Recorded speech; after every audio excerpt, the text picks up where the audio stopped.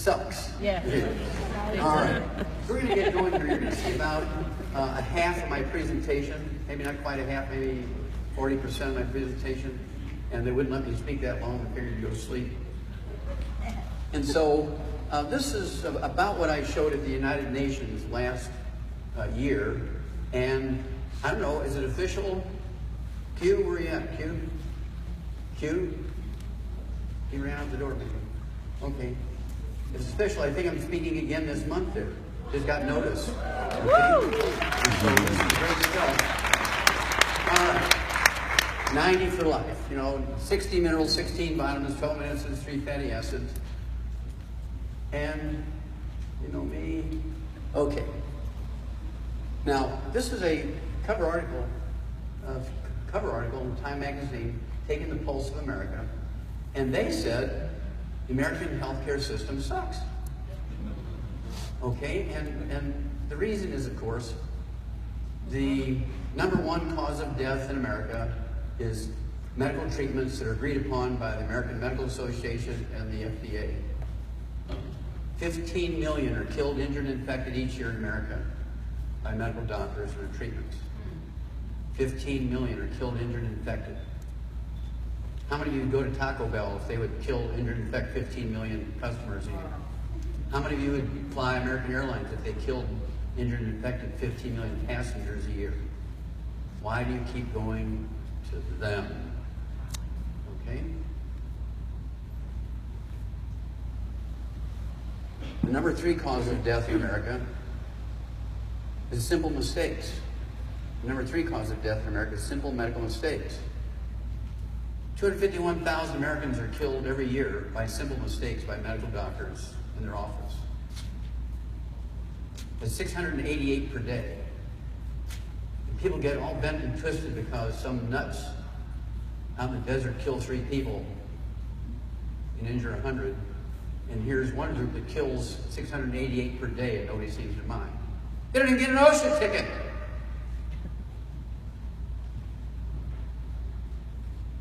Right now we have a horrible problem. People dying all over America from opioid drugs. These are not street drugs, these are prescription drugs.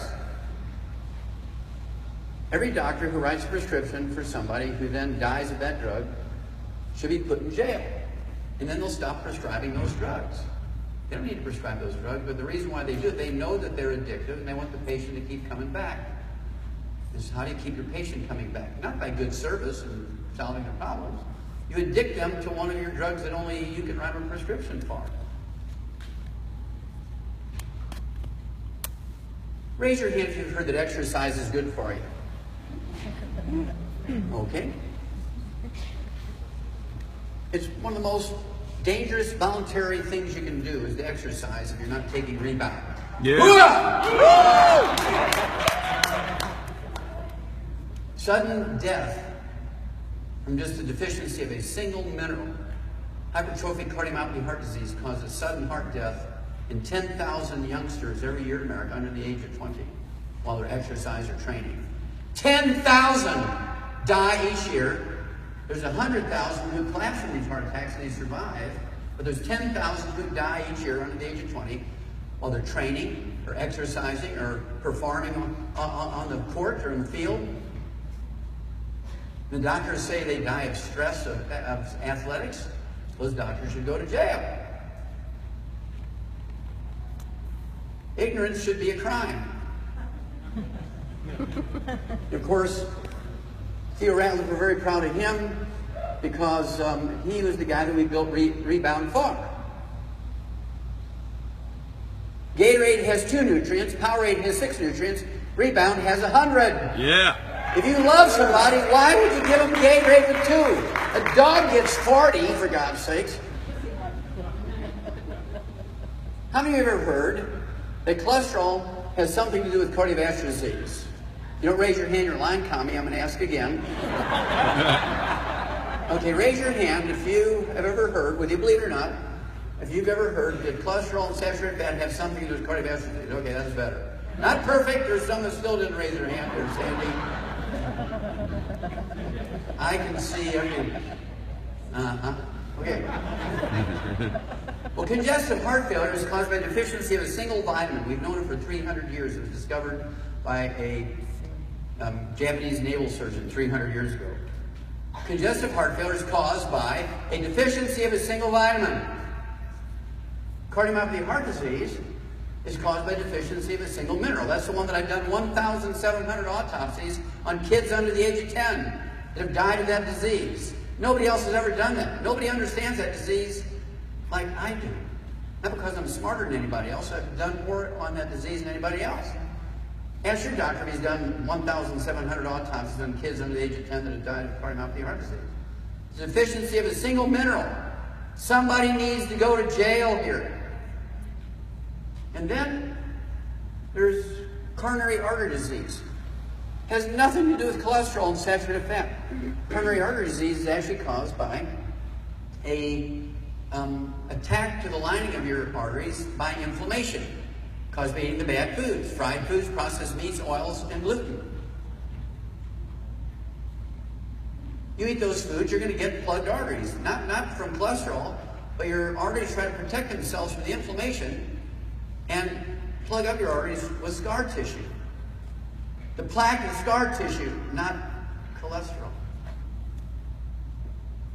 And then, of course, this is one of our 9 lawsuits against the FDA and federal court, in which we've prevailed in all of them, is thrombotic stroke, where you get a blood clot in the brain, coronary thrombosis, or you get a blood clot in the coronary artery. Those things aren't caused by cholesterol and saturated fat. Those things are caused by a deficiency of omega-3s, or a ratio problem between omega-3s, 6s, and 9s. That's why they're part of the 90 essential nutrients. 16 minerals, 16 vitamins, 12 amino acids, 3 fatty acids. There's thousands and thousands of failed medical theories every century, and the 20th century and 21st century are no different. How many of you have ever heard of obesity? Raise your hand.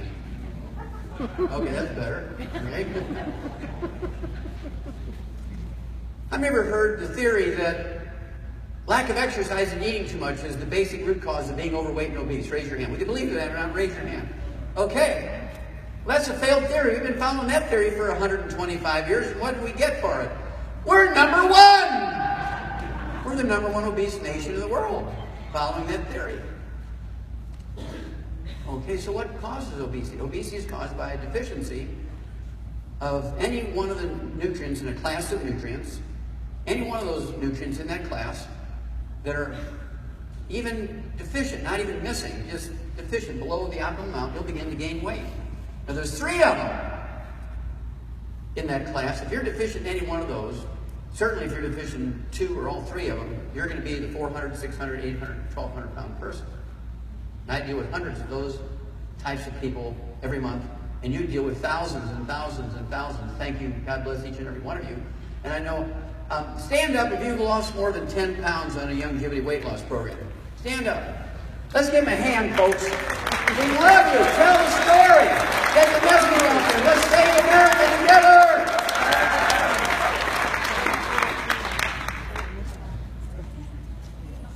Look at that upper right-hand word in the title of this slide. What's that word? Epidemic. Now, that normally is used for infectious diseases and plagues and epidemics, right? Viruses and horrible bacteria. So why are they using it here for obesity? That's because the nutrients that prevent and reverse obesity are not in your food anymore. And so everybody's doing it. Everybody's gaining weight because they don't get that nutrient class anymore.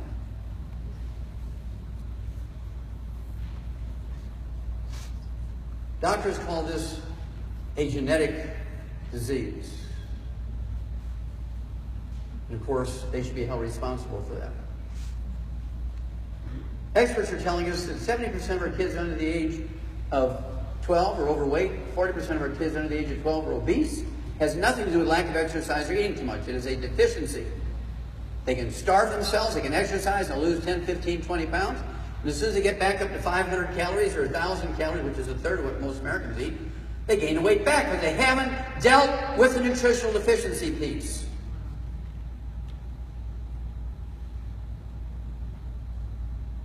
You can't even see what the slide is. Oh, okay. Yeah, Natalie Hayhurst, 3 years old. She has a deficiency, and her mother was an anorexic. She's from Terre Haute, Indiana, and her mother was an anorexic, so they didn't have anything in the house that she could gain weight on. And so she just ate light bulbs. She'd put a light bulb in a sock and smash it into dust and then eat it. And she would eat rocks and wood. She broke out all her teeth because she was missing those nutrients.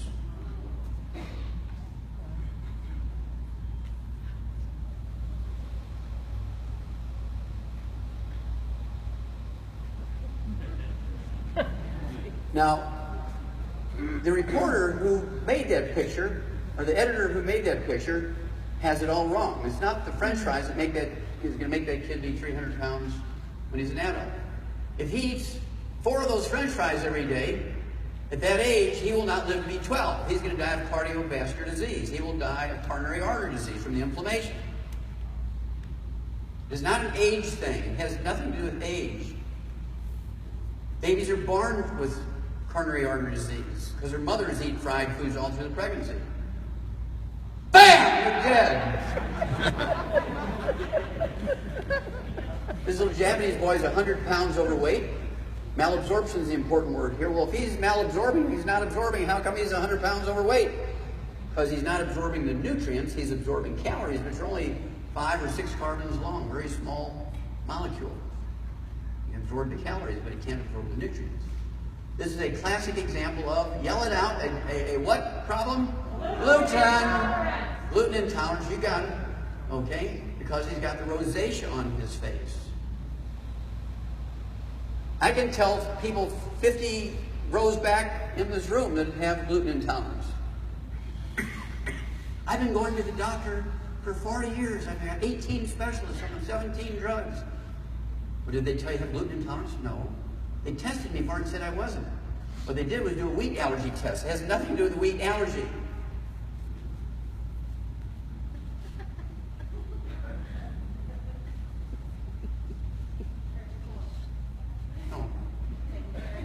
Oh, give her a hand, folks. Yeah. Okay, thank you.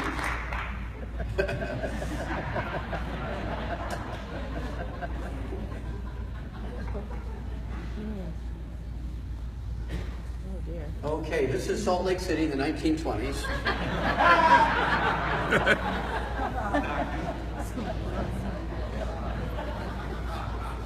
And we still got to work on them. Thank you for being here.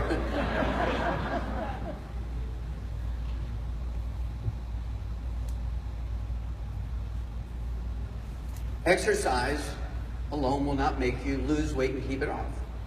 This is based on a 10-year study by Loyola University School of Medicine in Chicago. It was published in January of 2009. 8 months later, it was a cover article in Time magazine.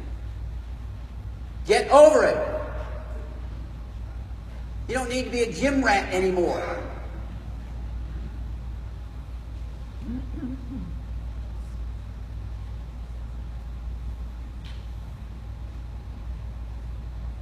Make a long story short, Ivan here is a pastor in Charlotte, North Carolina. This picture on the left is over 4 years old. He came to me, he weighed 440 pounds.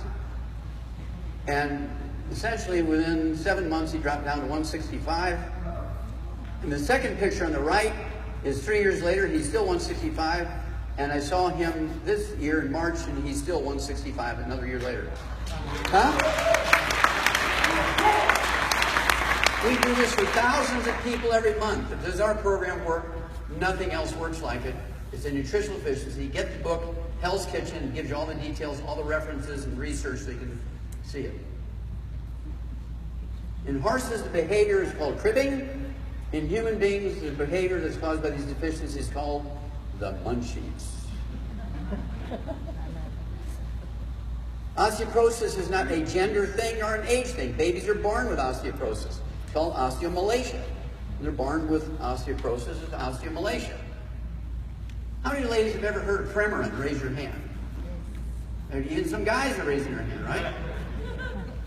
Now, Premarin is made from horse pee. How many of you knew that? made from horse pea. That's why, if you've been taking permanent, that's why you want oats for breakfast every morning.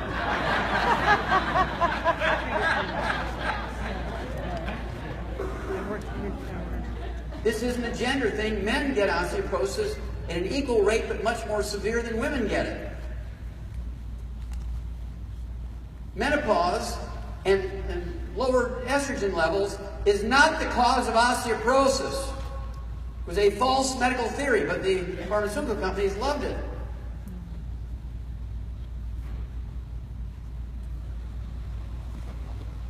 What's that word say? Arthritis.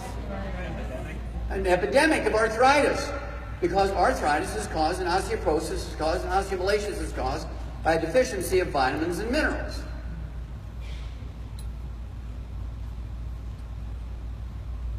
And they're no longer found in your food. Kids are getting rickets now. Rickets! One of the first vitamins ever discovered. They didn't even know it was a vitamin. They just knew if you went out to the country, the kids got healed. Well, now, our kids have it worse than they did in the days of burning coal in England, when there were big black clouds of soot and the sun couldn't get through. And they all got rickets in London. Now they're all inside. The only thing they do is exercise their thumbs. They don't go outside and play cowboys and Indians anymore. It's not politically correct. They don't go outside and play tag or hide and seek. They don't weed the garden anymore because you don't have a garden. They don't do anything except sit inside and play with their little electronic tools. And that's why they're getting rickets. And you'll take him to the doctor and he'll say, oh, he's got a growing pain. He'll get over it. Yeah. But it may be in a coffin. Remember, the experts are saying our children will be the first generation of Americans who do not live as long as their parents. Do not let that happen. You must supplement them.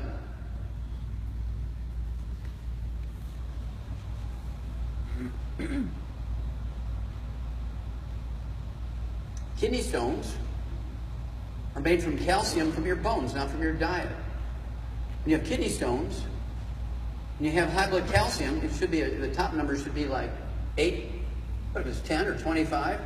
Doctors say, oh, you can't have dairy anymore. For goodness sakes, you can't take supplements of calcium. That's when you need more of it.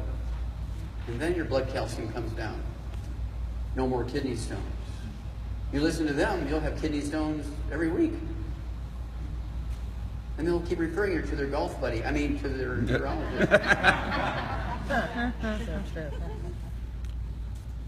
And then, of course, Harvard, when I was saying that men get osteoporosis too, and kidney stones are caused by calcium deficiency, they did a study to prove me wrong. They said, Wallach's right.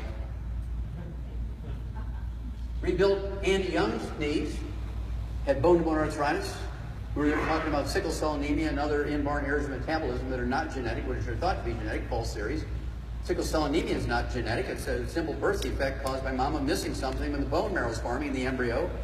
We were talking about that, and I noticed his limping. I said, with all due respect, Mr. Ambassador, why are you limping? He said, well, I got bone-to-bone arthritis. I had it for 20 years. I'm on 6 narcotic pain relievers, not working for me anymore. And I'm scheduled in 2 weeks to have a double knee replacement. I said, well, sir, would you cancel that and let me help you? He said, well, they told me I can't re-go to college. I said, sir, with all due respect, your doctors are lying to you. And so, if you would, sir, cancel your surgery. And he did. I rebuilt him, and we've been great friends ever since. And he introduces me to a lot of people that need help, including Delisha Jones. Hooah! Is Delisha in the house yet? Okay. Anyway, and she's a multiple gold medal winner in the Olympics. And she had torn her hamstring and her Achilles tendon on the right side. The doctors put her back together and said she would never play at her former skill level because she had so much damage inside. And we rebuilt her, and she got her next gold medal again. Hooah! The 90 are amazing, aren't they? Yes. I had to ask her, I said, Delisha, why does a woman who's 6'5" wear 8-inch high heels? And she says, Doc, come on, they make you sexy.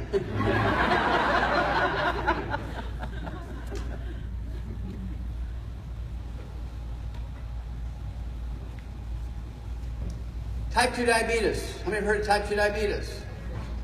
Type 2 diabetes makes up 98% of the diabetic population. 2% are type 1s, which is a birth defect. It's not genetic. Type 1s are birth defect. Type 2 diabetes, we've known for 85 years that it's a deficiency of a single mineral. It's not genetic. It's a deficiency of a single mineral. We've known it for 85 years. You know the answer to the question before I even ask the question. Why don't doctors do something about that? Because then they wouldn't make any money. It's one of the biggest reasons that doctors make money, and one of the biggest reasons why medical care, medical bills are the cause of 85% of personal bankruptcies in America. Diabetes and obesity.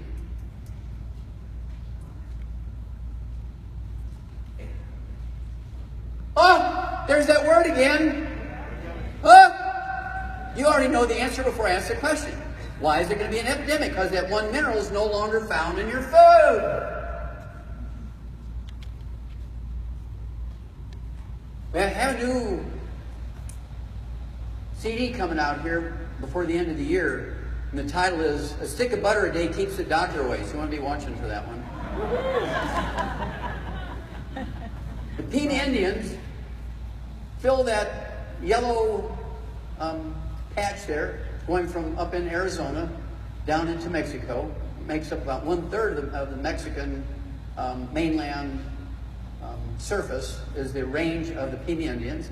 10% live above the border in Arizona. 90% live down in Mexico. Same exact gene pool. Same exact gene pool. Same exact gene pool. Pima Indians on the left represent the 90% of the Pima Indians in Mexico. They're kind of like the Amish. They live on subsistence farms. If they can't walk there in a day, they ride horseback. They have no roads, no cars, no utilities, no indoor plumbing, and they're all tall and slim. 90% of the population of Pima Indians. The 10% of the Pima Indians living in Arizona, same gene pool, 100% of them, including all the little kids in their barn, are obese. Morbidly obese. Same gene pool. Okay? And it's just an artificial line. You step over the line, you're in Mexico. You step back over the line, you're in Arizona, aka America. There's no river there. There's no range of mountains. There's no ditch or empty river banks. Nothing. So what is? Well, they're missing something. Remember, you have diabetes because that nutrient is missing from your food.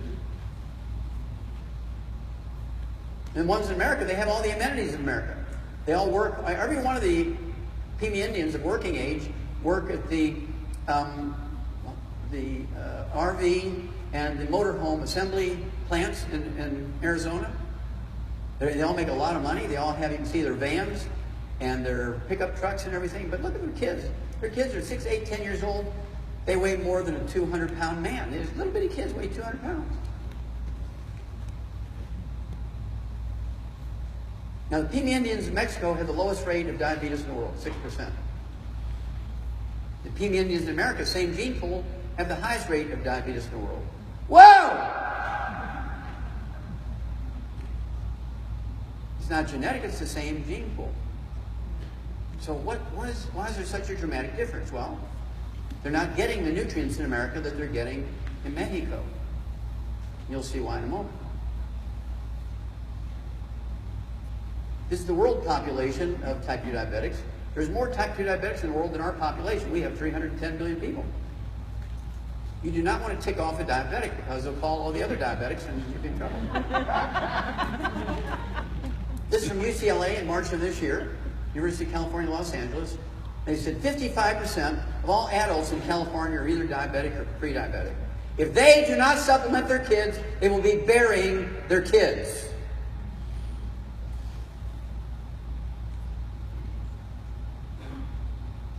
Three-year-olds weigh as much as 10-year-olds used to weigh.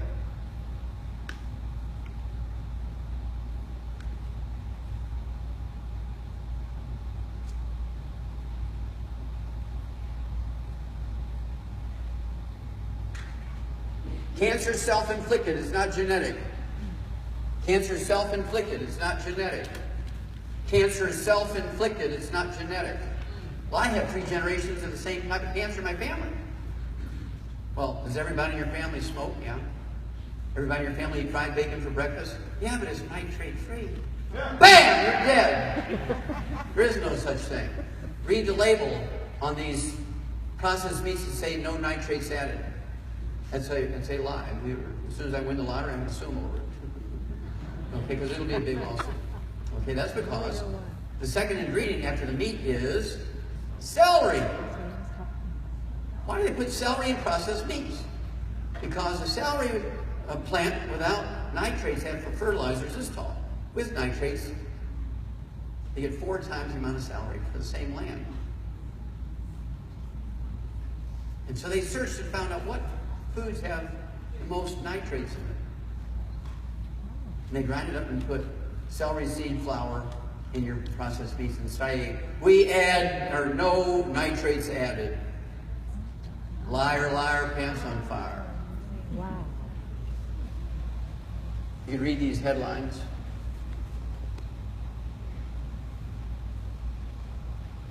World Health Organization just came out with this. I said it in '71 and everybody laughed at me. The paper got published, but they laughed at me. And here now, not the American Heart Association, not the American Medical Association, not American Cancer Society, not the CDC, not the FDA, not any big American university and medical school. The World Health Organization had to say it.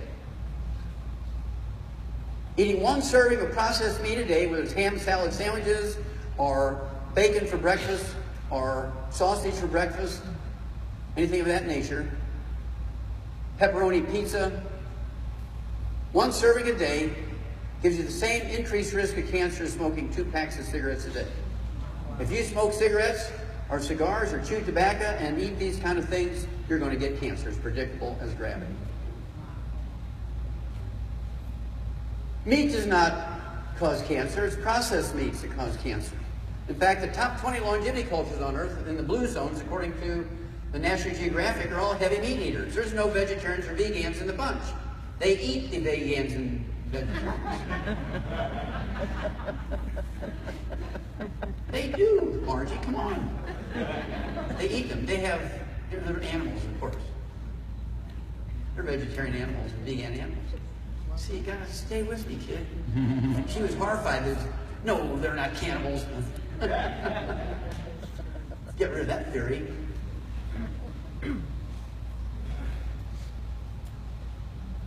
The first prevention study for cancer was published in April of 1912 in Popular Mechanics magazine because no medical journal would publish it. They said, and it was 4 medical schools that put the study together, using selenium to prevent cancer in laboratory animals and families that had multiple generations of cancer. 4 medical schools did the study. They were able to, just with 200 micrograms of selenium, 1/5 of a milligram per 100 pounds of body weight, they were able to reduce the risk of colon cancer by 95%, reduce the risk of prostate cancer by 69%, and breast cancer by 82%. They had to publish it in Popular Mechanics. 1996, the medical school at the University of Arizona redid the study, got exactly the same results. It was published in the very well-respected medical journal called the Annals of Medical Practice.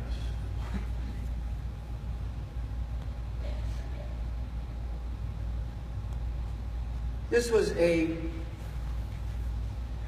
study that was done. It was called the Harvard Nurses Health Study. 90,000 nurses. They were looked at them twice a year for 20 years. And one of the things they looked at was the rate of breast cancer based on how they cooked their food. What they found out was that women who cooked their meat well done, where the fat was seriously browned or burnt, increased the risk of breast cancer by 462%. 462% just by cooking your meat well done. But my doctor said cook it well done. I have to worry about salmonella and E. coli. Well, dear, I would rather worry about salmonella and E. coli than breast cancer. Do not get mammograms, says the government. 61% are false positives. When you get 100 positives, there's 61% are false positives. Do self-examination. If you see something changing or unusual, then you get a high-resolution ultrasound. There's no radiation. One mammogram gives you the same radiation as 500 chest x-rays. One mammogram tells you to, or gives you 500 chest x-rays worth of radiation. So your doctor keeps insisting and saying to him, look, I appreciate that you're wanting me to get a mammogram because you're concerned about my health. We've been working together for 30 years. I trust you, which you shouldn't, but I mean, you should say that. I trust you. But I'm going to verify. I want to see some research here. I want to see, I need to see proof that it's safe. And the doctor's going to say, well, do you want to see a research paper? Do you want to talk to a radiologist? You say, no, sir. What I want you to do is put your testicles in that machine.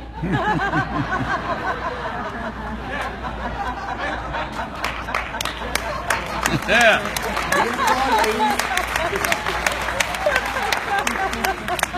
And then I want to be the one to crank down that plate until you start wiggling around a little bit. And then I want to be the one to say to the guy behind the 4 inches of lead in the room, hit it, Frank! Now, if I can do all that, I'll get the mammogram. You know what's going to happen? There will never be another mammogram in America. She was the spokesperson for getting mammograms, the American Cancer Society. The teenagers in Chicago, in the inner city, have the highest rate of colon cancer of any teenagers in America. And there's 4 of these around the Beltway in Chicago to talk to the kids. No kid understands colorectal cancer. Somebody has a phone dingling or something over here. But every kid understands butt cancer.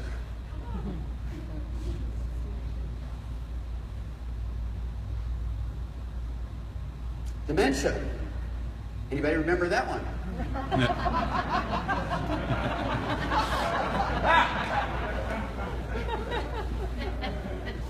Now, Alzheimer's disease is a physician-caused disease. It did not exist 47 years ago, even by another name. It's a deficiency of a single nutrient. I'm going to tell you that nutrient. How many would like to know that nutrient? It's a deficiency of cholesterol. It turns out that cholesterol is an essential nutrient. Who told you to restrict cholesterol? For a false theory. Because they wanted you to believe it was the cause of plugged arteries. Plaque in your arteries. Why? It was to sell Crisco.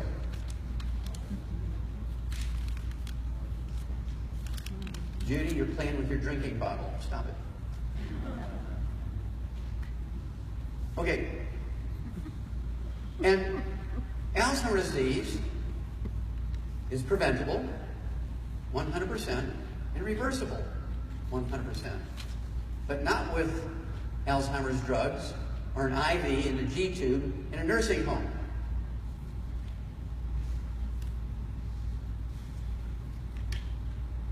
When you get something like vascular dementia, it's actually caused by the same thing that causes obstructive arteries in your heart, coronary artery disease. Same inflammation that causes blocked arteries in your heart, coronary arteries, blocks the arteries in your brain. Doctors want you to believe, oh, you have a 2-millimeter blockage in a coronary artery, the widowmaker. And they want you to believe that it doesn't affect any other artery in your body. It affects every artery in your body the same. You have to stop eating the things that cause them. Fried foods, processed meat, oils. Yeah, even coconut oil. Coconut, but every hippie says coconut oil is good for you. And then there's Korsakoff syndrome. It's a deficiency of a single vitamin. We've known that for 300 years. It was discovered by the same Japanese naval surgeon that discovered the one nutrient deficiency, the one vitamin deficiency that causes congestive heart failure. And those 2 diseases oftentimes go together. Korsakoff syndrome in memory and heart failure, congestive heart failure, all caused by the same deficiency. If I told you, I'd have to kill you. You have to take all 90 and extra of the secret sauce, and that's what the books and the CDs are for. I used to be very ignorant. Now I'm only a little ignorant. I used to be very ignorant. I would tell everybody, I would say, oh, it's this nutrient, it's this vitamin, it's this mineral. They would all run to Walgreens and they'd buy that one vitamin or that one mineral. I'd see him 6 months later and I'd say, well, what happened to your husband? Oh, he died of diabetes. And he said this stuff would work. Did he take the thing? Well, he only took that vitamin or that mineral or whatever it was. I told him, and he went to Walgreens and got it, and he took it, and he died. That's because he didn't do the whole thing. Well, you said it was this one mineral. And so you have to be smarter than that too. You have to say, when people ask you, you'll find out just by reading labels. But when somebody asks you, well, what is it? And you tell them, you've just lost a customer. They're going to run to Walgreens and get it and die. Do you understand what I'm saying? Yes. There's some things you are not meant to know.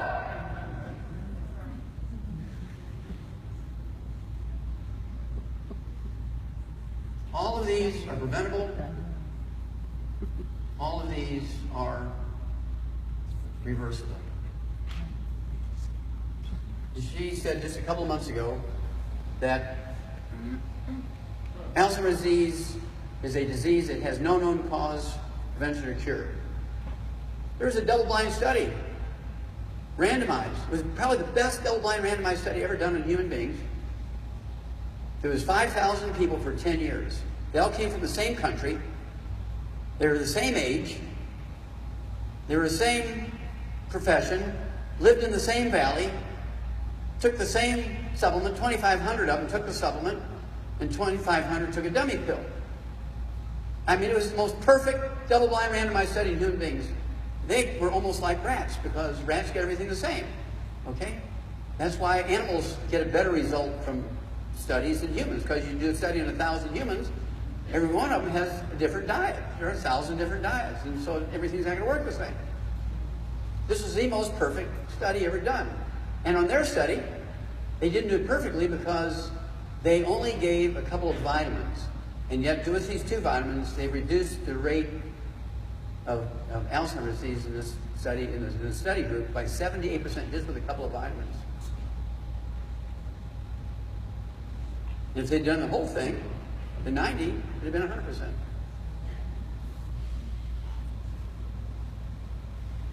Mother and son live in the same nursing home, same room. Both have Alzheimer's disease. Both are on the same prescription for statin drugs, which cause the Alzheimer's disease. Because what do statin drugs do? Lowers your cholesterol.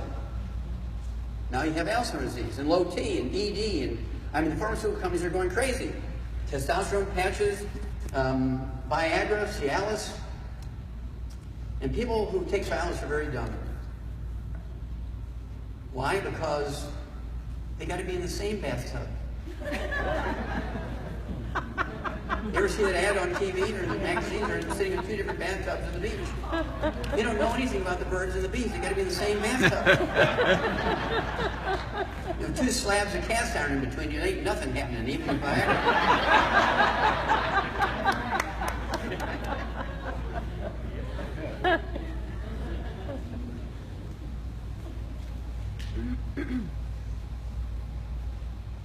Okay, so why do things occur generationally? Why does it seem like it's genetic? Gluten intolerance. And they can show up in different ways. You have 10 different kids, and some show up with belly problems, some have skin itchy problems, some have respiratory problems, some have all 3 or 4, and so on. It can cause infertility. It can cause 900 different diseases, because the 900 different diseases are nutritional deficiencies, and you'll see why in a second. If anybody has any one of these problems in their family, you have a gluten intolerance. It's not a wheat allergy. It's not a wheat allergy, so a wheat allergy test won't show you nothing. Say no, hell no, when a doctor wants to do a wheat allergy test. Okay, on your left is a perfect small intestine under the microscope of a white rat, 1 year old. 6 months later, after 6 months of feeding the white rats in that group high gluten diet, you can see they've lost 50% of those finger-like villi, which increase the surface area by 95%, absorptive surface. They've lost 50% of the villi, and look at all the scar tissue in there. A year later, look on the extreme right where you have severe damage. All the villi are gone. Look at, it's like 80% scar tissue. How do you get vitamins and minerals through that stuff? And so when you take a 10-year-old kid who has asthma and skin problems and bowel problems and their appendix has been out and all this stuff, and you get them on a gluten-free diet, get them on the 90 essential nutrients, and this could be 10 years old, 6 years old, 3 years old, 3 months old, 3 weeks old. Within 2 to 4 weeks, you'll see significant benefit and positive repair from their health problems. And in 3 months' time, they will go from severe damage back to normal. People your age, or my age, 40, 50, 60, 70, 80, it'll take 10 years to go, well, let's say if you really are good, you're really good, everybody in your household, including the dog and everything, let's say 2 years to go from severe damage to normal. But they said, gluten-free's got to be forever, not just until you feel better. Well, I was feeling better, and so I started eating up gluten again, and it all came back. Well, you're not long for this gene pool, honey. Okay, and then people over our age, it's going to take them maybe 3 months to see some significant benefit. Sometimes you'll see it in 2 weeks. You've only been eating oatmeal for breakfast every morning and not eating bread and that kind of stuff. It has to do with dose and contact. These are famous people who have died of complications of gluten intolerance. You have any Michael Jackson? How many remember the story when he was a teenager, came out and said that he was bleaching himself to look white? How many remember that story? That was a big story in all those little magazines, you know, in the grocery stores. Well, the reason why he was so white, had to wear lenses because he lost his eye color, his hair color. That's not his hair. He was wearing wigs since he was 12 years old. That's why he's got long sideburns and everything. He couldn't absorb the minerals that are necessary to make skin color, eye color, and hair color. And he had so much pain, one day he doubled up on his painkillers and he killed himself. It wasn't Dr. Murray's fault. Dr. Murray didn't call him up and say, take double the dose tonight. He made a bad decision. The person who should go to jail was his dietitian, who put him on a vegan diet and all he ate was grain. Yeah. Bam! He was dead. Little UC, 3 months old on the left-hand side, born with eczema and asthma. His mother had the same thing when she was born. She was 28 years old when she had UC. She had 3 miscarriages, so she has eczema, asthma, miscarriages. Those are all things that say she had a gluten intolerance. And she was breastfeeding little UC, so we gave her a gluten-free diet. We got her on the 90 essential nutrients, 60 minerals, 16 vitamins, 12 minutes, and 3 fatty acids, so it would come through the breast milk. In 2 weeks' time, after 28 years of getting worse and worse and worse, her eczema and her asthma went away, 100%. And in the same 2 weeks, the middle picture is that same UC you see on the left, 2 weeks later. The picture is 2 weeks later. Wow. And there he is on the right-hand side, 2 years old. We see a lot of Asian kids now because we're in Singapore. We have offices and warehouses, and we're serving now all the Southeast Asian countries, and China and Hong Kong and Japan and Okinawa. All the Pacific Islands is really great stuff. And we see them because they're eating Western diets now. Because all the military bases are going there and they're getting cereal, and the kids are eating, instead of eating rice and sweet potatoes for breakfast with their eggs and their fish, they're now eating Fruity Pebbles and apple juice. And so they're all getting eczema and asthma. And so we put them on a gluten-free diet. We get them on the 90 essential nutrients. 2 weeks later, they're normal. Teenagers get plaque psoriasis. Put them on a gluten-free diet and 90 essential nutrients. 2 weeks, they're normal.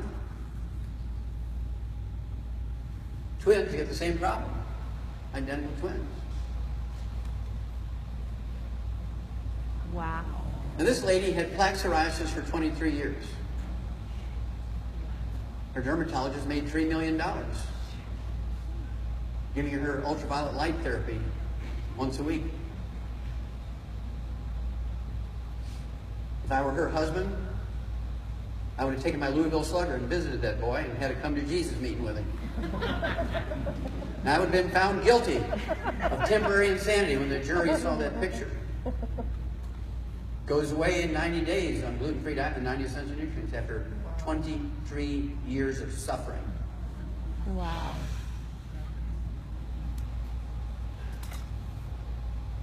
When you look at a society, especially a society that's a first world country, the people who should live the longest are the athletes and the billionaires, because they can afford to, have personal trainers and all this kind of stuff and good food and so on.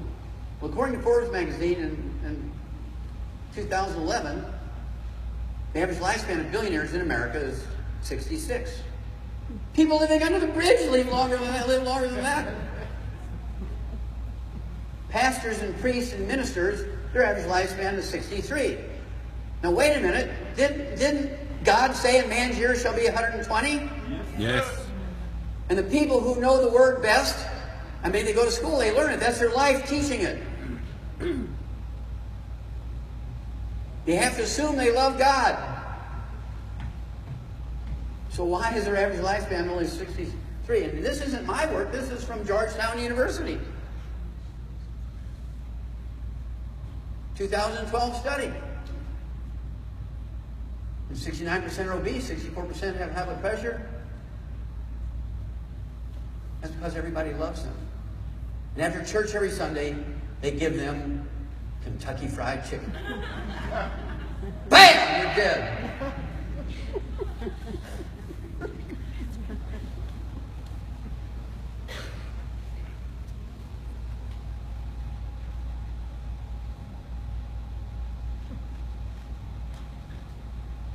The darker areas show you the worst statistics for whatever disease we're talking about here. I wonder what Steve Jobs' parents thought when they buried him at age 56. He was spending $1,000 a meal. He had dietitians, nutritionists, and the best doctors. Bam! He was dead.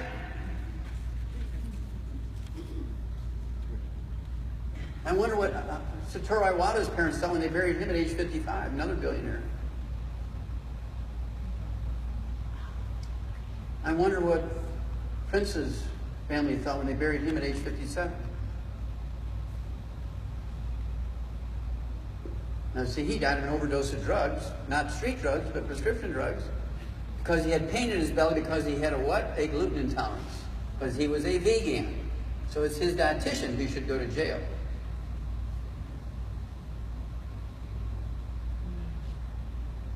He died, I think he was 74, 74. Now, he did not die from Parkinson's disease. We need to change that cue. He didn't die from complications of Parkinson's disease. He had pneumonia. He was really in trouble from pneumonia, and they took him to an emergency room that night, and they gave him IV antibiotics immediately, and he had what's called a Herxheimer reaction, which is a toxic shock syndrome. He died because all the bacteria died and released all their toxins at the same time, and he was killed by the doctors, not by Parkinson's disease. They killed the greatest. Somebody needs to go to jail here. I wonder what Vice President Joe Biden felt like when he buried his son, Beau, at age 46. I wonder what the King of Dubai felt like when he buried his trillionaire, with a trillionaire son, Sheikh Rashid, at age 33 of a cardiomyopathy heart attack while he was running. Deficiency of a single mineral. He's a trillionaire. He dies of a deficiency of a single mineral. That's one of the reasons I'm going to be speaking at the United Nations again this month. Is that kid there?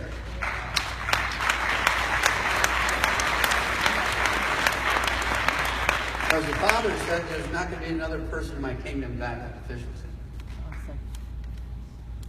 I wonder what past President Jimmy Carter felt like when he buried his grandson, Jeremy, at age, what? 28? Cardiomyopathy heart attack while he's running. A cardiomyopathy heart attack while he's running. All he had to do is be drinking Rebound, or take the Healthy Abandoned Heart Pack, or take the Healthy Start Pack, and some of that secret sauce. I almost said it.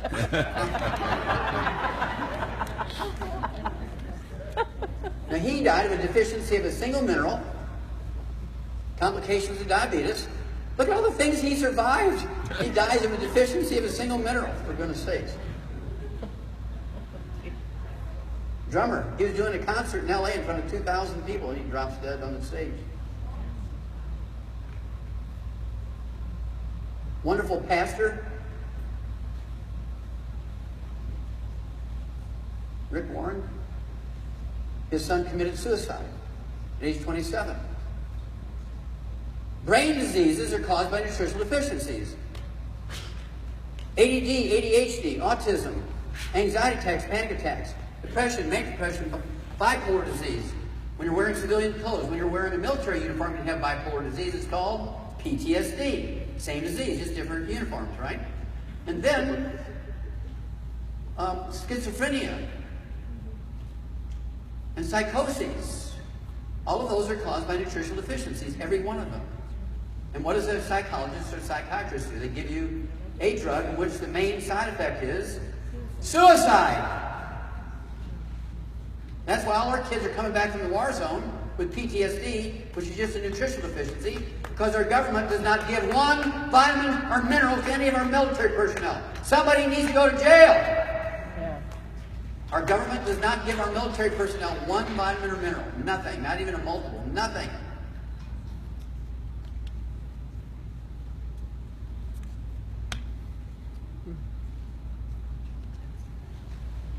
The red are the shortest lived people in America, the dark blue are the longest lived people in America by 25 years.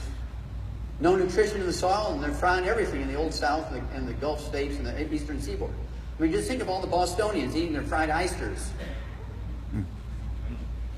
That's how the Bostonians say oysters. Fried oysters.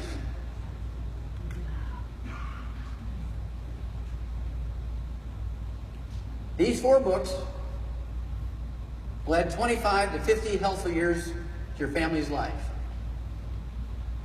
This is where you want to go to learn how minerals work. You want to learn about epigenetics. You want to learn about every deficiency that causes these 900 different diseases.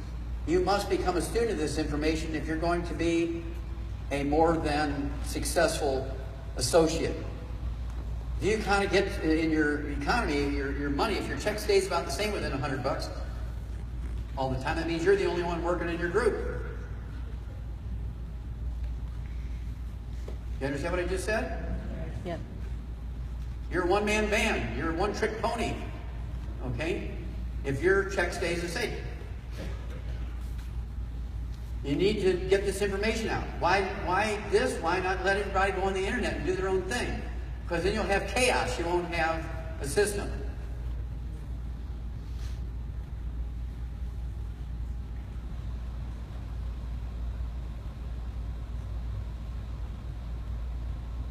Here's my patient for 25 years. After he got out of jail, Andy Young put him on my program. Very proud of that. And he looks pretty good for 95, doesn't he?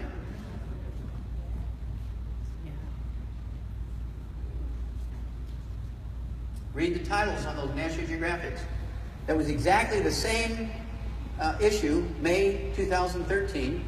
Everything inside the magazine was the same. Everything on the back cover and the front cover was the same except the picture of the baby. There's 4 different babies. There were black babies, brown babies, white babies, and yellow babies. Okay? Otherwise, the pictures were different, but otherwise exactly the same. They sold more copies of that one issue than any, because every race bought all the issues of their babies, right? And so it was really well done and talked about longevity and so forth.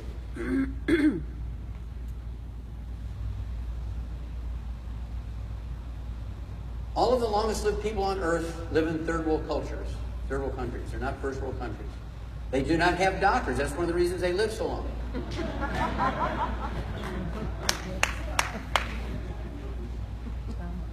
How many of you have heard of the land flowing with milk and honey? Very good. And this place exists. This is a 2-week walking distance from the Holy Land. The Hunza Valley, 13,000-foot elevation in the Karakoram Mountains, separating Pakistan from China. You can look at them and tell these people are third world. But they're the longest lived people on earth. Because they live in the land flowing with milk and honey. At 13,000 feet elevation, there's a glacier called the Giltar Glacier. It's a mile wide, and the water that comes out from underneath it looks like whole milk. It's called glacial milk.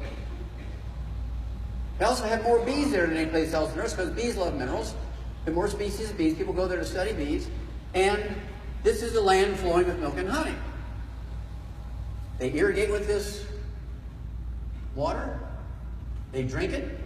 And that's one of the reasons, not the total reason, it's one of the reasons you'll see in a moment why they're the longest people on earth. They were the inspiration for the book and the movie Lost Horizon. How many of you remember the book Lost Horizon? How many remember the movie? If you haven't seen that movie or read the book, you need to do it.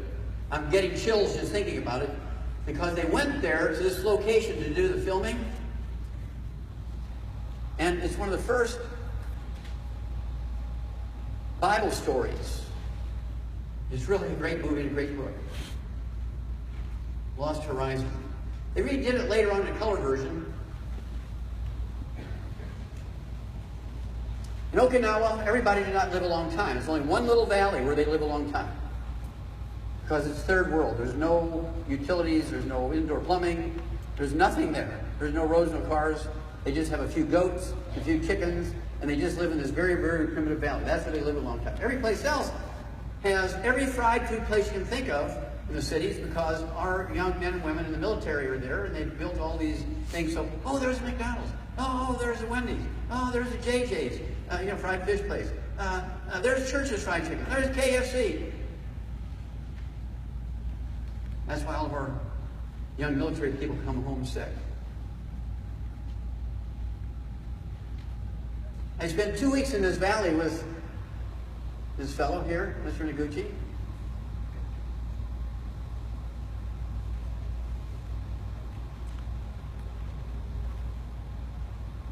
I want to go dancing with her. She's 97 years old. She's the lead singer for a pop group out of Okinawa. Look at her energy for 97. I just love that woman's energy.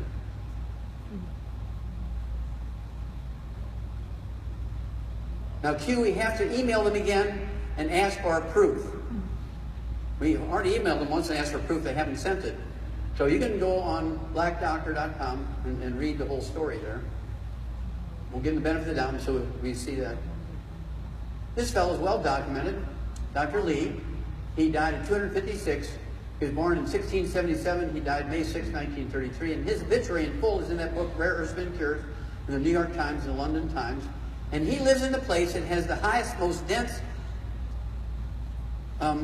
levels of rare earths. The ytterbium, the yttrium, neodymium, praseodymium, samarium. And they actually have a small university there where all they do is research on longevity based on rare earths because of him.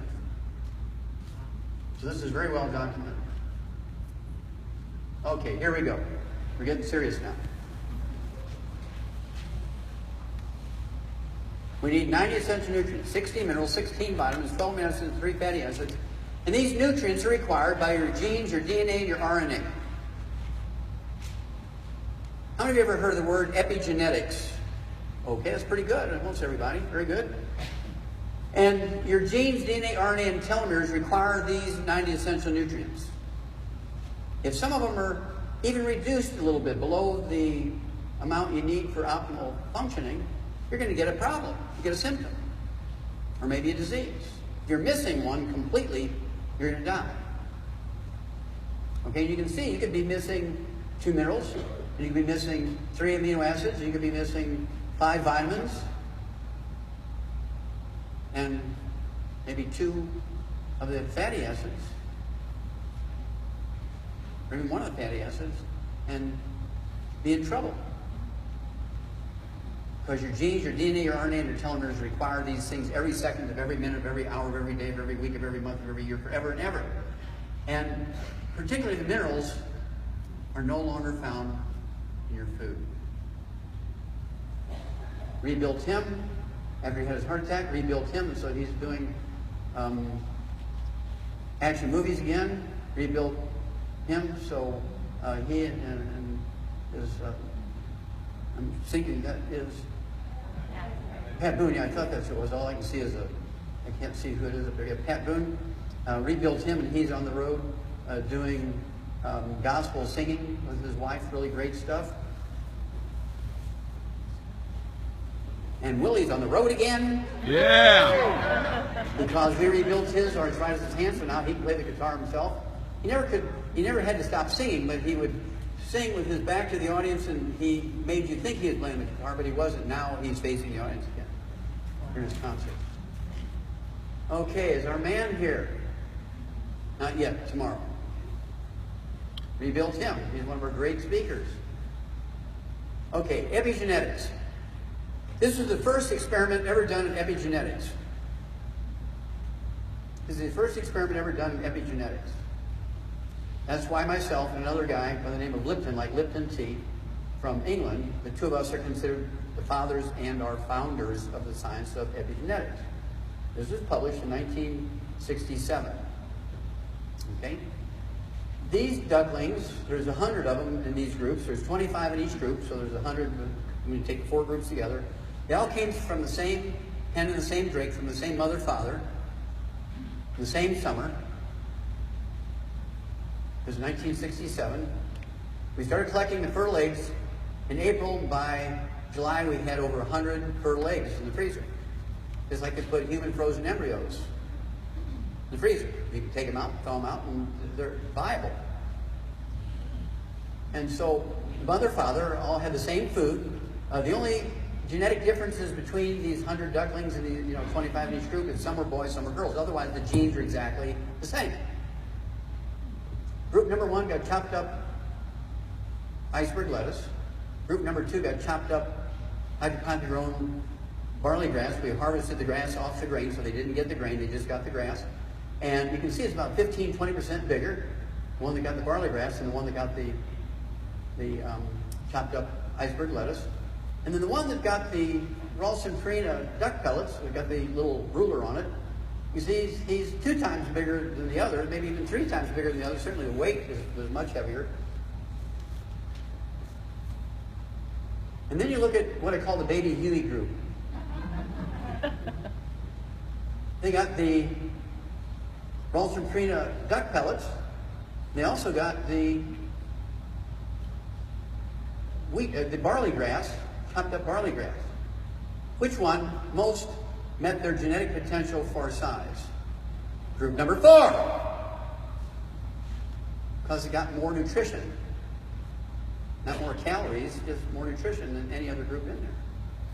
Because the calories are about the same as the one that has the ruler on it, the little group that had the little duck pellets, which are used to make baby ducks grow to Peking duck dinners in Chinese restaurants. This is epigenetics. You are in control of your genes. I'll give you another little example. Let's say your grandmother was a hellion. She died at 120. And, the word was that she smoked and did drugs and she drank whiskey, which she made, and she did awful things in the middle of the night you couldn't talk about, right? And she died at 120. You're 18 years old and said, my granny died at 120. I've got good genes. You tried doing the stuff she did. Bam! You're dead at 18. Because you weren't getting the stuff she was getting. Remember? We're getting all these diseases in epidemic amounts because we're missing these nutrients in the food now.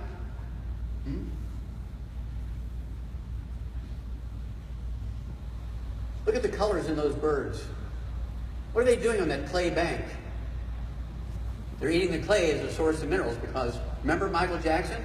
What do you need to make skin color, feather color, hair color, eye color? Minerals. Got it? Then you have a little parrot or a little budgie at home. You have it for 3 years. I was here a couple of years ago. Is this a different budgie? This is white. It used to be green. Oh, no. He's just getting old. No, they live 100 years. They're not getting old. He's only 4 years old. Not getting the minerals anymore. You need to put some of the blooming minerals in a little water container, right? Get the picture here? The birds are smarter than the doctors. We eliminated 900 different diseases in zoo animals, so they don't have to go out and catch new ones every year because they're dying of human diseases. Okay? These 900 different diseases still plague humans. We've tripled the lifespan over a 60-year period. An old dog 60 years ago was 8 years old, now an old dog is 25. Humans, we only gained 11 months. We didn't triple our lifespan. And of course, we've eliminated every birth defect you can name in animals, and 10 times that many can't. They still affect human beings. And that's another whole story. I mean, I could talk for hours on all the birth defects we can prevent, and many of them reversible and so forth. That's another day. So where did rich people get their nutritional minerals? I'm talking about pharaohs and kings and generals and successful merchants. Where did they get their nutritional minerals? Well, they would pay grave robbers bags of gold to bring them royal mummies. They would grind these royal mummies up into what's called mummy dust, and they would sprinkle the mummy dust on their food like condiments, like salt and pepper.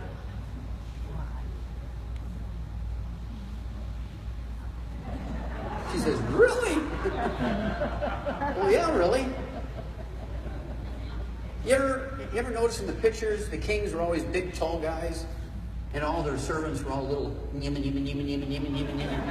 trolls living under the bridge kind of thing. Because little trolls living under the bridge were eating corn on the cob, and the king is getting mummy dust. Because there's minerals in your bones and cartilage and ligaments and tendons in your liver, and there's vitamins stored in your liver, in your skin, and so forth. And that's what they were eating. Now, they weren't eating it for nutrition. They didn't know there was nutrition in it. They wanted royal mummies because why were royal mummies mummified? To be able to travel forever, right? That's why they killed their 10 wives and put them in there with them. They killed their best soldiers and put them in there with them. And they killed their favorite horses and put them in there. Put food in there and all their favorite bows and arrows and all that kind of stuff. So they could take it with them on their endless journey. That's what the rich people wanted. They wanted that essence of longevity from the mummies. That's why they ate mummy dust, because they wanted the essence of longevity. So where did poor people, where did slaves, where did subsistence farmers and simple workers, where did they get their minerals? How many of you remember having wood stoves and not having electricity yet? Anybody old enough to remember wood stoves before electricity? Okay, there's a few of us left, okay. Yeah, we didn't get electricity until I was 9 years old. And of course, what did we do with the wood ashes every morning? Did we throw them in the recycling bin to save the earth? Where'd the wood ashes go? In the garden. Very good. Now, it turns out that wood ashes are not ashes. It turns out that wood ashes are minerals. 95 to 98% of that powder we call wood ashes are minerals. They didn't know it then. Environmentalists don't know it now. Doctors don't know it now. Professors of agriculture don't know it now. Doctors certainly don't know it. But 95 to 98% are minerals. And only maybe 5% or 2% is carbon that didn't burn and turns the powder gray or black. We call them wood ashes. Now, universally all over the world, whether in a Pacific island, isolated from the world, foreign countries, mysterious countries like China and all over the world, universally they learned to use wood for fuel, and universally they learned to put the plant minerals, aka wood ashes, into the garden. This went on for thousands and thousands and thousands and thousands of years. Until 3 o'clock in the afternoon, Monday, September 4th, 1882, on Pearl Street in New York City, in the bluff overlooking the construction of Brooklyn Bridge, an event took place. We know that exact moment, exact location, because it was in the newspaper, every newspaper in the world the next day, because we had a telegraph. And the story went out in the telegraph that evening. The next day it was in every newspaper in the world. There's only one story that touched more people, and you know that story. The story of the good Lord. Well, at 3 o'clock in the afternoon, Monday, September 4th, 1882, on Pearl Street in New York City, the bluff overlooking the construction of Brooklyn Bridge, this fellow here, Thomas Edison, pulled the switch on the first commercial electric generating plant. Within 10 years, every town, every municipality, every city in the industrialized world converted from wood for fuel to electricity. Everybody loved the electricity. Well, here comes the answer to your question. It's in the form of a question.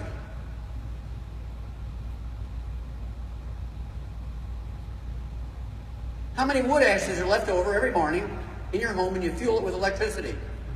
0! Nada! Zippo! None! And what did human beings replace their traditional source of nutritional minerals with? Nada! 0! Zippo! None! Because they didn't know they were getting their nutritional minerals from it. Now the story, if you think that's bad, is getting worse. The story is going to get worse. 1 million, 10 billion times worse. Because everybody likes electricity, and politicians are the same then and now. And politicians would say, oh, oh, oh, oh, and swing through the trees like Tarzan and say, vote for me, and I will make you happy. I'll put electricity in every home. And they did. The TVA, the Tennessee Valley Authority. And then there was the Hoover Dam in the Colorado River. Those two dam systems, some of you got that,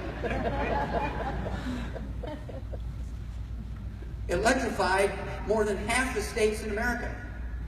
And those politicians kept their word. But there was an unintended consequence. There was an unintended consequence, which everybody initially thought was good. And it was flood control. Now what 5,000 years ago, what today, even yet today, what was then and now today the most expensive and the most fertile farmlands in the world? River bottom, floodplains. Why'd they call them floodplains? Because it flood every year. And when flood water would recede every spring, what was left behind? Silt, minerals from mountains, hundreds or maybe thousands of miles upstream. Now, did the farmers push that silt off to the side before they planted? No, they plowed it in and renewed the minerals every year. That's why farmers used to be healthy people. Farmers are always the healthiest people, as long as there are wood stoves and no electricity. Now, once they electrified rural America, the farmers' health just went down the tube like everybody else's. Because they had to have a artificial fertilizer now, NPK, 3 nutrients. We need 90, plants only need 3.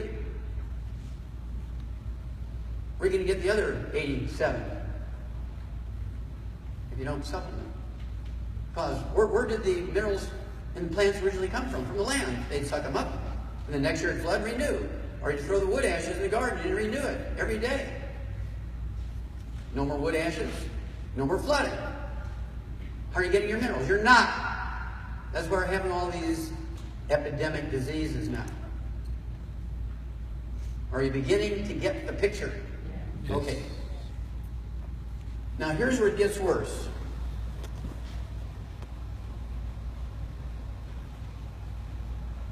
Starting in 1910, Ladies' Home Journal advertised, it was the first advertisement for the Edison electric stove. And women would save up for months and years, because it was very expensive, buy an Edison stove. It was 18 cash money dollars, which in many cases was a year's wages. Everybody's living on subsistence farms. They didn't have any cash money. They sold 1 million stoves because of this ad. And it was pretty much the end of America. But the main thing in the ad, the thing that drove women to buy that stove, was a piece in the middle of the ad that said, no more having to deal with wood ashes. No more having to deal with wood ashes. No more dirt in your kitchen. No more dust in your house. No more having to take the wood ashes outside on a cold winter's night or early in the morning. And women went for the electricity like crazy because they didn't know that the wood ashes, the plant minerals, was the source of their health.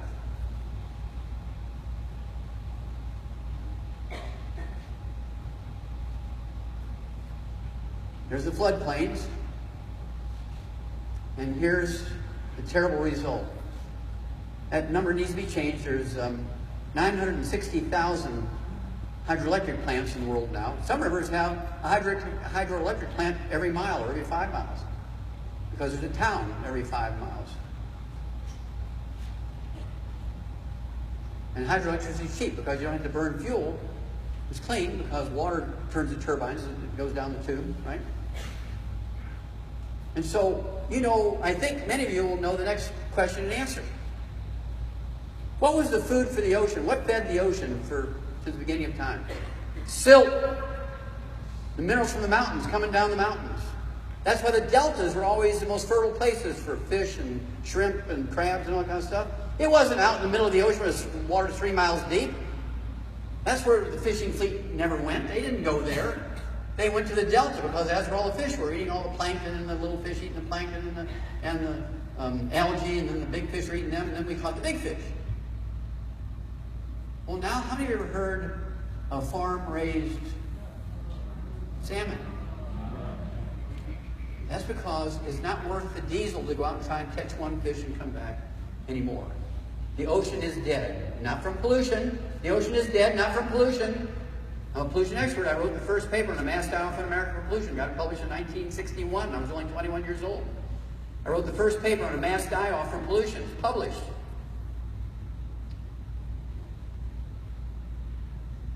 And so they still call on me. And they have mass die-offs of whales and things like that. I'm trying to figure out what causes it. It's not pollution. The ocean is starving to death. And as a result,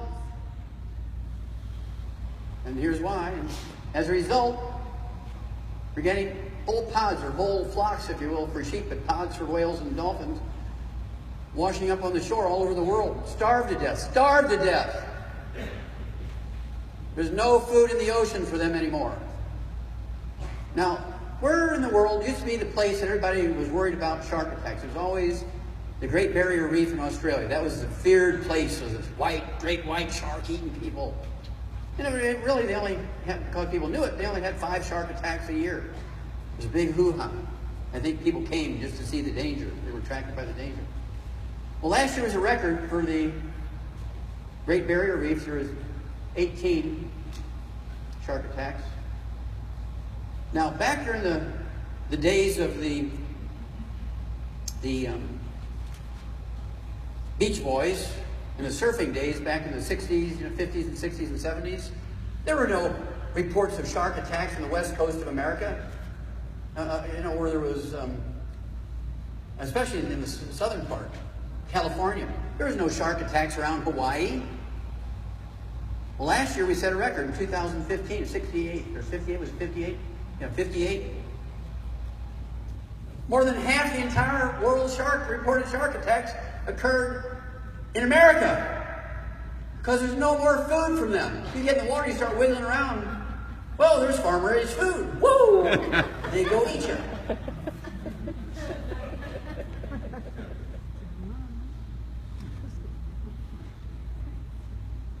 This is an aerial photograph from a satellite 100 miles up, Southern California agricultural land. That gray disc up at the top middle is the Salton Sea, so you can Google map this. I want you to see that nutritional minerals do not occur in a uniform blanket around the crust of the earth. Nutritional minerals occur in whirls and swirls like chocolate and chocolate ice cream. The different colors represent different mixtures of minerals and different amounts of each mineral. And so let's say you're growing soybeans for animals and soybeans for tofu for human and soybeans for soybean sprouts and entomami or whatever they call it, entomami? Entomami, okay. And so, but if you look, the soybeans will not have, based on where they're grown, they're not going to have the same amounts and the same variety of minerals. So in the animal industry, for 100 years, we've been putting all 90 essential nutrients in a little alfalfa pellet for their corn and everything else they put in there. All 90 essential nutrients. We don't have health insurance for animals. No farmer can afford to have a veterinarian come out once a week and treat a cow for bone-to-bone arthritis in her knee. Or he can't afford to feed 100 cows and have 30 miscarriages. So for 100 years, we've been supplementing animals at the peak of what we knew.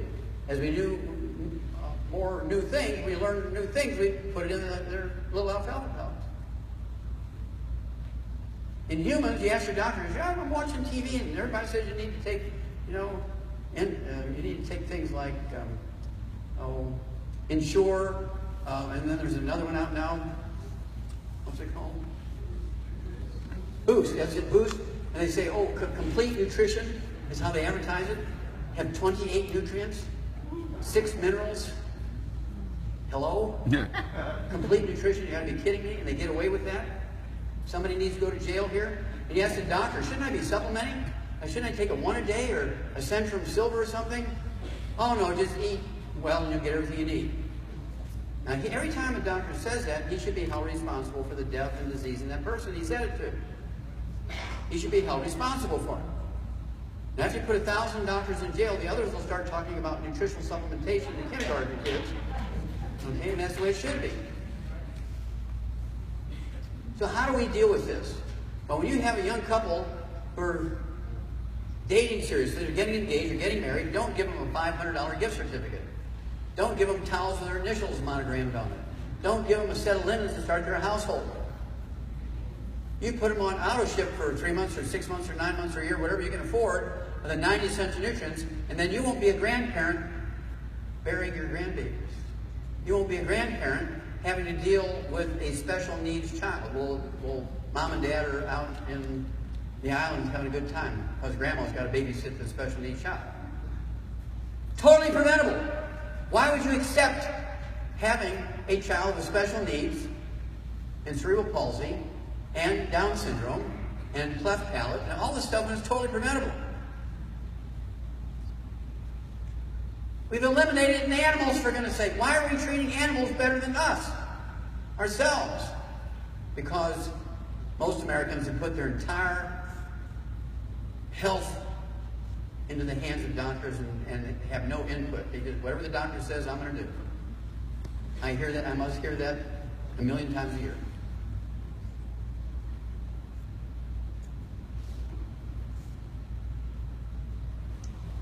This is the Huckleberry Falls in the Huckleberry River in North Carolina. That water goes out into the ocean. But there's about a dozen hydroelectric plants between the falls and the ocean. So these minerals, these are different sources of clay. As the river up north of this would wind down from the mountains, it'd take up different deposits of clay which had different minerals in it. And so even in the river, they remain separate. I thought that was really the craziest thing I've ever seen. Isn't that wild? Huckleberry Falls in the Huckleberry River. Okay. How many of you went to the mine yesterday? All right. Wasn't that cool? And everybody calls it the dirt. It's not dirt. It's a compost pile. It's actually plant material.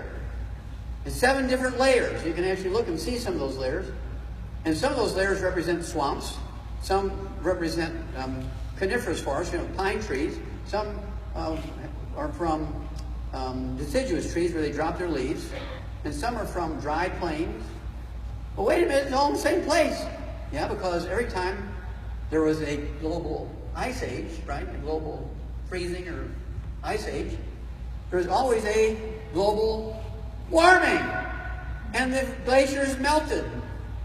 And things flowed from one place to another when all the water is moving stuff around. And so that's how this happened.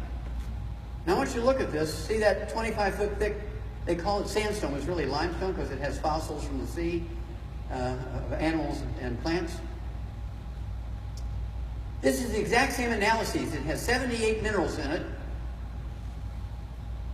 All 60 essential minerals in optimal amounts. This is the exact same analyses as the glacial milk coming out from underneath the Giltar Glacier and the land flowing with milk and honey. The exact same analyses. The only 2 places in the world. In the book Rarest Forbidden Cures, I have the analyses of the glacial milk coming out from beneath the Giltar Glacier. We have the analyses of this. You need that book to show that to people. You need that book to show that to your pastor so he doesn't die at 63. You need to show it to your kids so they don't die before you die. Okay? We have proof, and you need to use the proof. This little Shar. There's a story behind that. And this is Charmaine. This picture was taken about 3 months before she turned 73. Okay? And she's been taking this stuff for 26 years now. She takes about as much as a 200-pound man. She weighs 95 pounds soaking wet, about this tall. And so she buys wineries and vineyards and bed and breakfast with her Youngevity money. And she puts the blooming minerals from that mine around her plants. And Marvin Ropp does the same thing. Is Marvin in here? He does the same thing around his grapevines. And they get 250 pounds of grapes. They get 250 pounds of grapes per vine. All around the world, they only get 50 to 60 pounds of grapes. You put these minerals on your sweet potatoes, you'll have a 12 to 15 pound sweet potato. They're as big as footballs. That's another reason why we're going to the United Nations, because we can take a starving village with these blooming minerals, and feed a family of 5 for a week and 1 potato.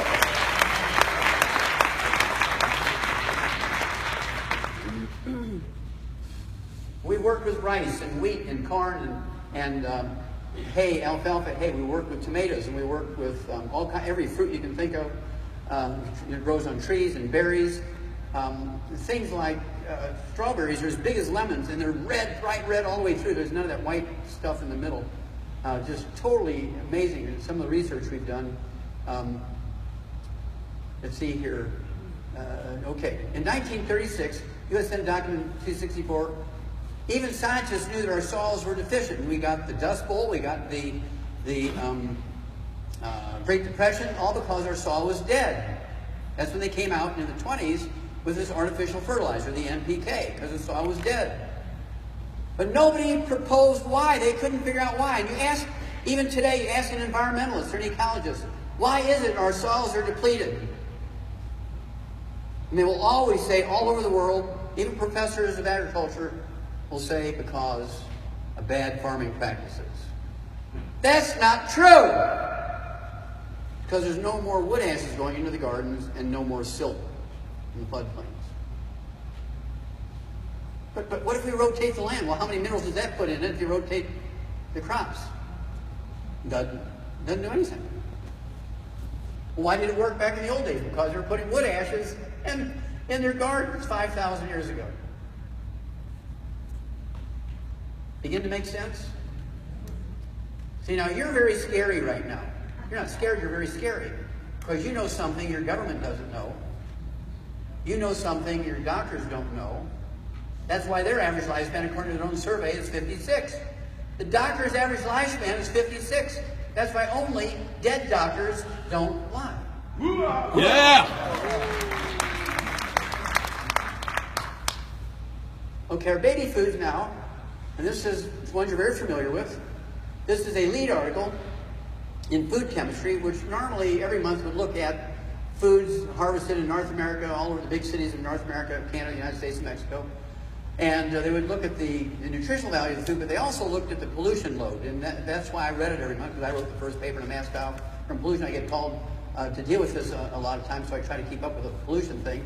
Well, this particular issue, April 16th, 2012, they published this, and it was a study on the top baby foods in North America. Enfamil, Similac, Gerber's, Carnation, ones you're all familiar with.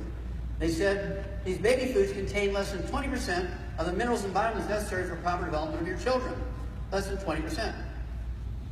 Now, that means there's 80% of the nutrients not even in there. If you look at baby formulas, Enfamil and Similac and Carnation, they only have 3 to 5 minerals in them. Where are you going to get the other 57, 55? Oh, when they eat solid food, well, you can die. How many of you ever heard of SID, sudden infant death syndrome, crib death? That's hypertrophic cardiomyopathy heart disease. It's not they smothered to death. That's caused by deficiency of a single mineral that's not in the formula. Every baby who died of crib death was on formula. There's never been a baby die of crib death on breast milk. There was a huge study that came out of the UK. It's another one of those false medical theories. And doctors, oh, they came up with a patented piece of equipment, a sandbag with a harness in it, that makes your baby sleep on his back so he wouldn't suffocate to death and die of SIDS. They still died of SIDS if they were getting formula. This is from the Globe and Mail, which is a national newspaper, and this is their Sunday magazine. And we have about 25,000 distributors, and I don't know how many, probably 250,000 customers up there in Toronto alone. And doctors, are just really ticked off because people are starting to really come to us for nutrition. And we always ask them, why do you come to us? You're getting free medical care. Well, doc, because it's free doesn't mean it works. They figured that out. Yep. And their gasoline is $4 to $6 a gallon. See, their medical care is free, but you have to pay $6 a gallon for gasoline. Somehow, politicians are the same all over, right? So, the doctor's point was, just eat well, just eat vegetables and fruit, and you'll get everything you get out of your vitamin mineral tablets. And of course, they exaggerated. You only need to take, of our basic healthy start pack, you only need 2 or 3 capsules, soft gel capsules of the EFAs, and the rest of it's liquids. But they made it so that they would be impressive. Oh, God, I don't want to take all those vitamins and minerals. I'll just eat my bell peppers. That'll do. Bam! You're dead. This was the results of a 100-year study by the U.S. Department of Agriculture. A 100-year study. It was published last year. It went back to April of 1915.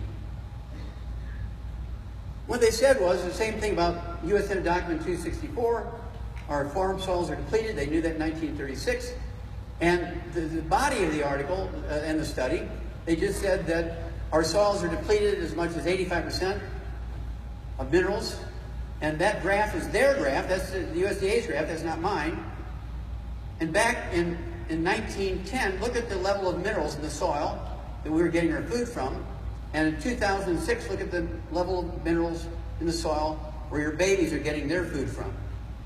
If you do not supplement your kids and your grandkids, your nieces and nephews, you will be burying them.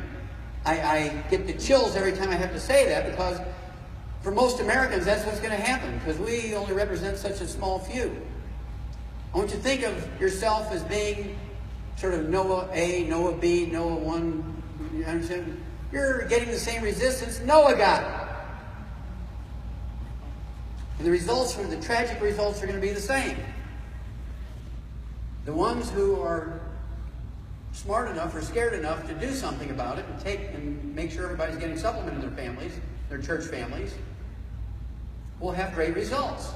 And the ones who say, oh no man, my doctor said I can get everything I need for my food. How old's your doctor? Oh, he died last year. How old was he? He was 56. Well, there you go, Roy. And then, of course, the final paragraph of the study, it's in a sentence there, it says, 95% of all Americans are seriously minerally deficient.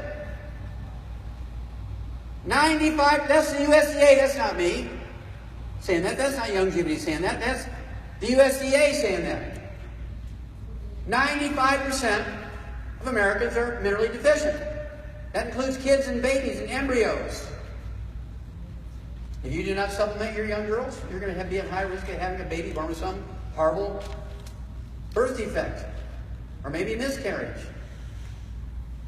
Why wait for the throw of the dice? You know it's going to come up snake eyes.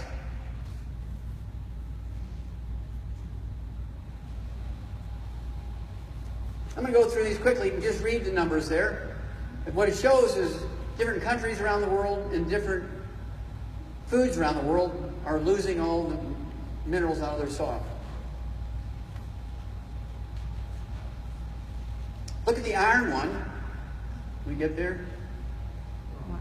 How many truckloads of iron would you, or apples would you have to eat to get enough iron? You can eat 100 truckloads, you're not going to get enough iron because there's no iron in apples anymore. Remember, the darkest areas are the ones that have the worst statistic of whatever disease we're talking about here. It's that same sort of old Confederate states, the Gulf states, and the eastern seaboard. In some cases, Michigan's in there.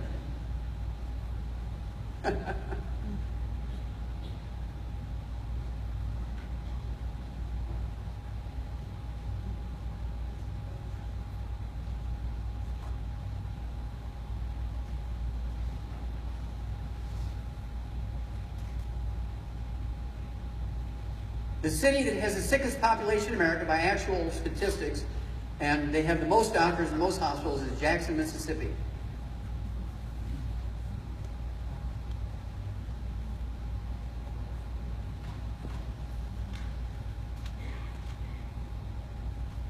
Why does Kentucky have the worst rate of cancer in America? Kentucky Fried Chicken.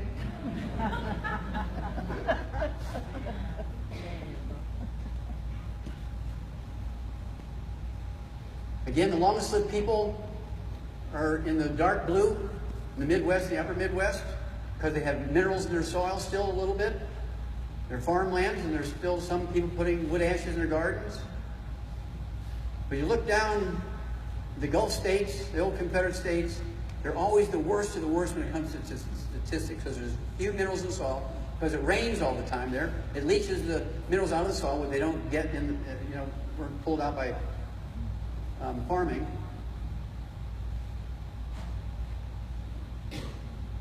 Okay. Well, now I'm going to give you a summary here.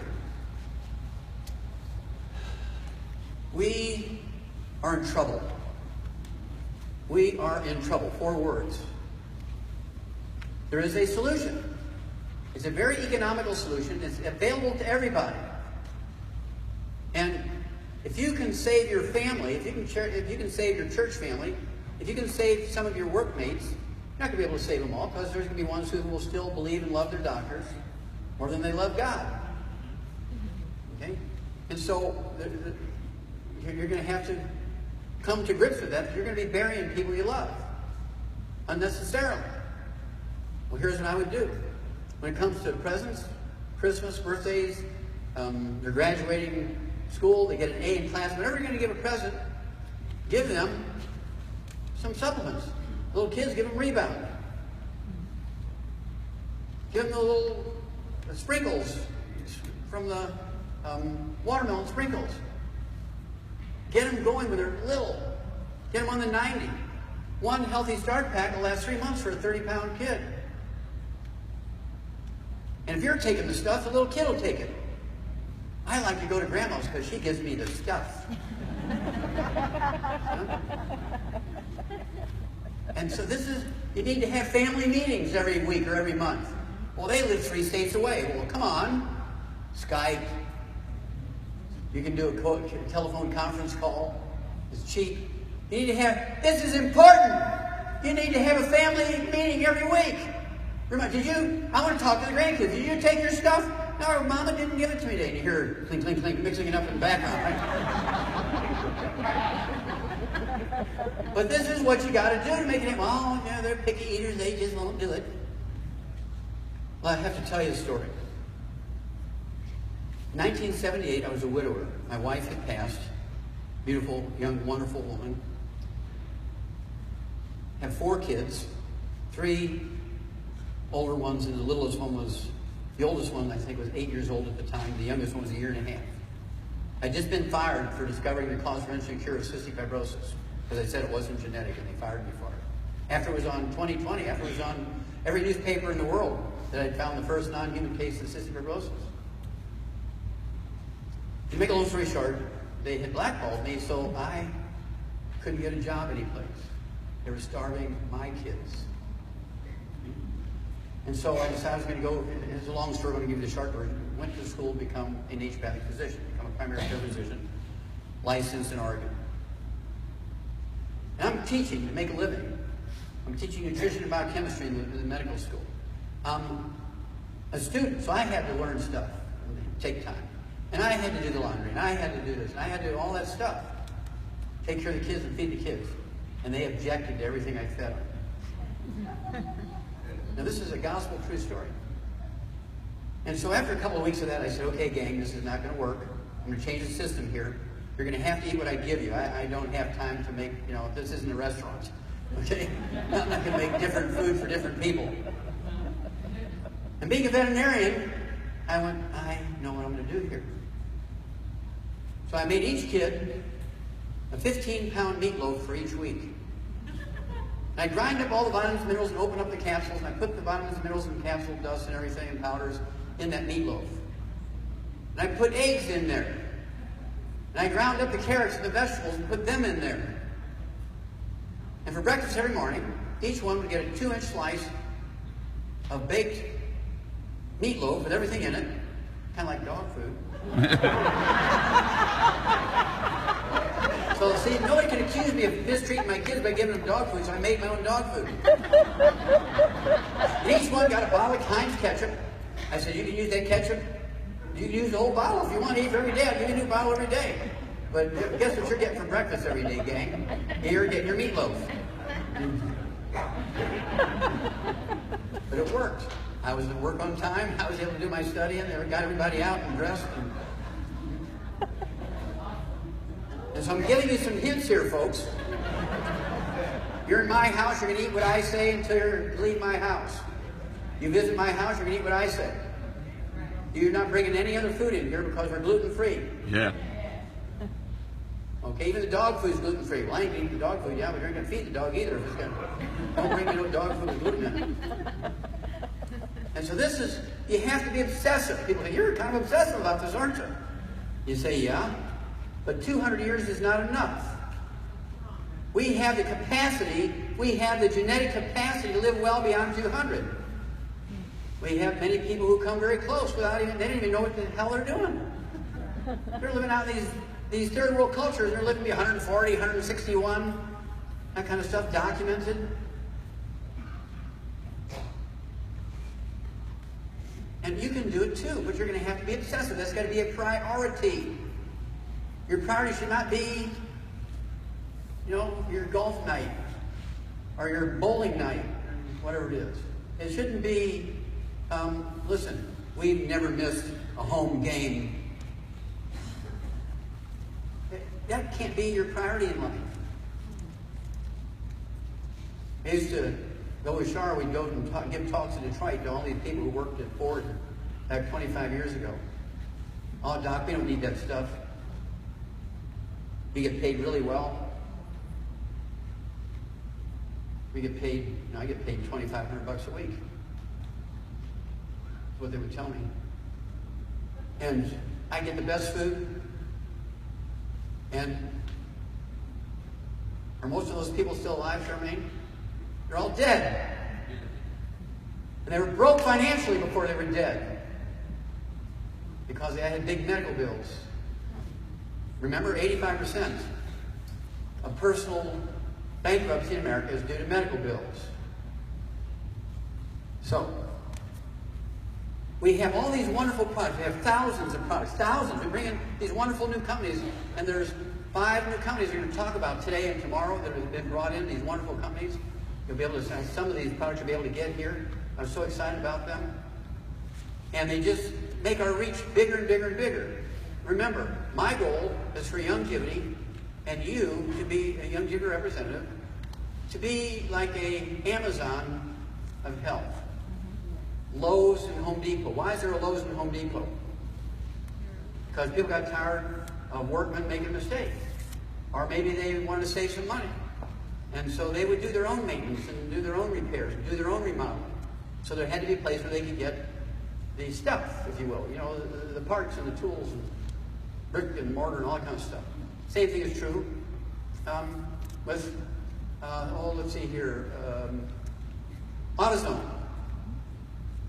and Pep Boys. People like tinkering with their own cars. Now, I've only got just a couple minutes left. I'm going to end it with this.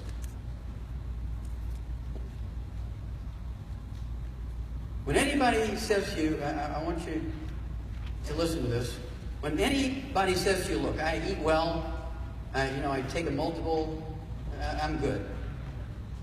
If you wanted to go and play golf with me, come on, but don't talk to me about no supplements.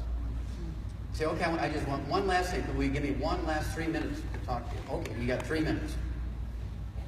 And here's what you need to say in those 3 minutes. I want you to think of you taking your car. I don't care if it's an Audi, if it's, if it's a Mercedes, if it's a Ford, whatever it is. You take your car you love, and it's time for an oil change. You go to your mechanic and say, I need, just do the whole thing. I'll do everything.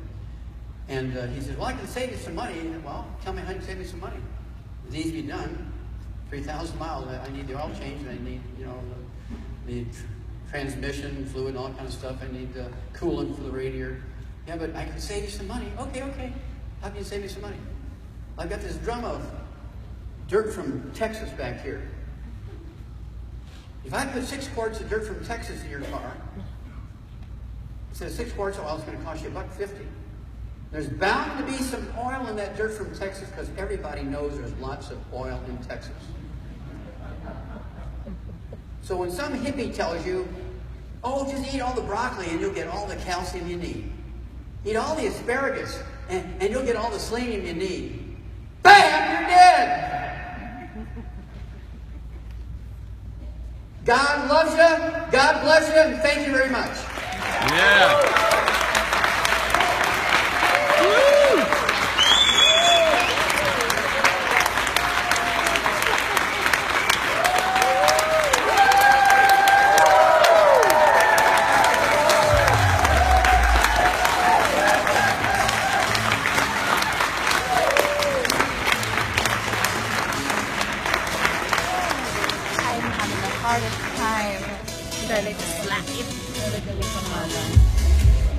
Well, there you go. That was Dr. Joel Wallach, and he is a maverick, a legend, booking at Smithsonian, nominated for a Nobel Peace Prize. This is Jamel, Vice President, Marketing Director. Contact me, teamg'day.com. Call me, 808-436-5025, USA, Australia, 0414-286-358, teamg'day.com. All right.